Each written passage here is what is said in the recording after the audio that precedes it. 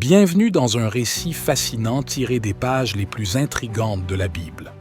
Aujourd'hui, nous explorons l'histoire de Jephthé, un homme choisi par Dieu pour devenir un héros d'Israël, mais dont un vœu impulsif a conduit à l'un des événements les plus mystérieux et controversés des Écritures. Était-ce un acte de foi, une tragédie mal comprise ou une consécration unique au service divin? Préparez-vous à plonger dans cette histoire captivante qui a suscité des siècles de débats théologiques. Restez avec nous jusqu'à la fin pour en apprendre davantage et abonnez-vous dès maintenant en activant la cloche de notification pour ne manquer aucun de nos récits bibliques inspirants et pleins de mystères. L'histoire de Jephthé commence dans le pays de Galaad. Fils illégitime d'un homme nommé Galaad et d'une prostituée, Jephthé fut rejeté par ses frères légitimes, qui refusèrent de partager l'héritage familial avec lui. « Tu n'hériteras pas dans la maison de notre père, car tu es le fils d'une autre femme. » Chassé de chez lui, Jephthé s'exila dans le pays de Tob, où il devint le chef d'un groupe de rebelles. Malgré ce rejet, son courage et ses compétences militaires furent bientôt recherchés par les anciens de Galaad. Lorsque les Ammonites déclarèrent la guerre à Israël, les dirigeants de Galaad supplièrent Jephthé de revenir et de diriger leurs armées. Jephthé accepta leur proposition, mais pas sans condition. Il leur fit jurer devant Dieu qu'il deviendrait leur chef permanent s'ils remportaient la victoire. Une fois investi de cette responsabilité, Jephthé tenta de négocier avec les Ammonites, mais leurs revendications et leur agressivité rendirent la guerre inévitable. Avant d'aller au combat, Jephthé prononça un vœu solennel. « Si tu livres les Ammonites entre mes mains, quiconque sortira des portes de ma maison pour venir à ma rencontre, à mon retour en paix de chez les Ammonites, sera à l'Éternel, et je l'offrirai en holocauste. » Avec l'aide de Dieu, Jephthé remporta une victoire écrasante contre les Ammonites. Mais à son retour triomphal, la première personne à sortir de sa maison pour l'accueillir fut sa fille unique.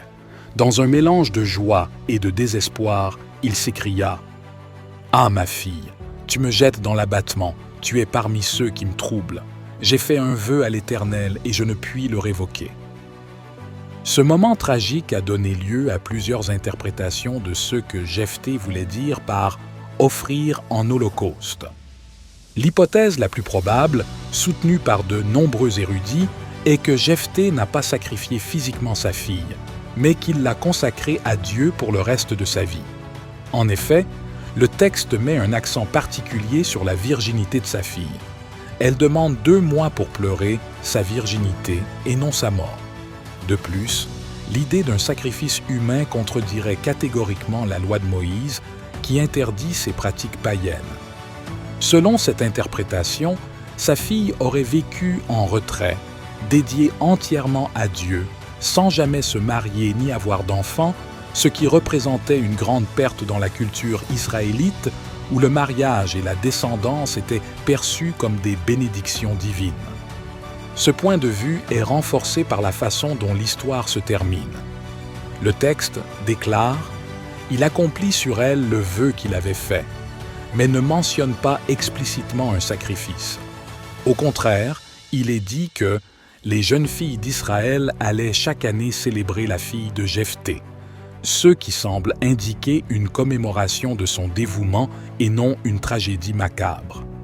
Bien que certains soutiennent l'idée d'un sacrifice humain, cette interprétation est difficile à concilier avec le caractère de Dieu tel qu'il est révélé dans l'ensemble des Écritures. D'autres pensent que Jephthé a mal compris la volonté divine en formulant un vœu aussi impulsif, influencé peut-être par les pratiques culturelles environnantes. Cependant, l'idée d'une consécration unique au service divin reste l'explication la plus cohérente avec le contexte biblique et les valeurs d'Israël. Elle nous rappelle l'importance de nos engagements envers Dieu et la nécessité de réfléchir avant de faire des promesses solennelles. Après 2 mois passés à pleurer son sort, la fille de Jephthé retourna vers son père. Cette décision marqua non seulement leur famille, mais toute la culture israélite. L'histoire de Jephthé est un mélange de foi, de courage et de tragédie. Elle nous met en garde contre les paroles imprudentes, tout en nous enseignant qu'un engagement envers Dieu, bien que parfois coûteux, a un poids éternel.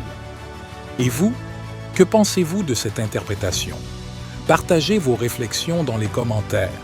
Abonnez-vous et activez la cloche de notification pour découvrir encore plus d'histoires bibliques fascinantes et mystérieuses. Que cette histoire nous inspire à prendre nos vœux au sérieux et à toujours chercher la sagesse divine avant de nous engager.